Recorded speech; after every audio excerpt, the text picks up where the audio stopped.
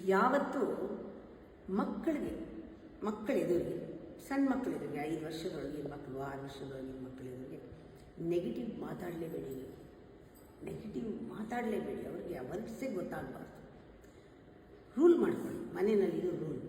ಮಕ್ಕಳ ಎದುರು ಮಾತಾಡಬೇಡಿ, ಅರಿವಲ್ಲಿರಿ, ನೀವು ಎಚ್ಚರವಾಗಿರಿ. ಕ್ರಿಟಿಸೈಸ್ ಮಾಡಬೇಡಿ ಯಾರ ಬಗ್ಗೆನೂ ಮಕ್ಕಳ ಎದುರುಗಡೆ. ಯಾಕೆ ಅಂದರೆ ಸಬ್ಕಾನ್ಷಿಯಸ್ ಮೈಂಡ್ಗೆ ಫೀಡ್ ಮಾಡಿಬಿಡ್ತೀರಾ ನೀವು. ಅದು ಉಳ್ಕೊಂಡ್ಬಿಡುತ್ತೆ, ಅದು ಬಂದ್ಬಿಡುತ್ತೆ ಅವ್ರಿಗೆ ಬೇಗ. ಅದರಿಂದ ಮಾಡಬಾರ್ದು. ಈ ಪದಗಳು ನಾವು ಏನು ಯೂಸ್ ಮಾಡ್ತೀವಿ ಅದಕ್ಕೆ ತುಂಬ ಪವರ್ ಇದೆ.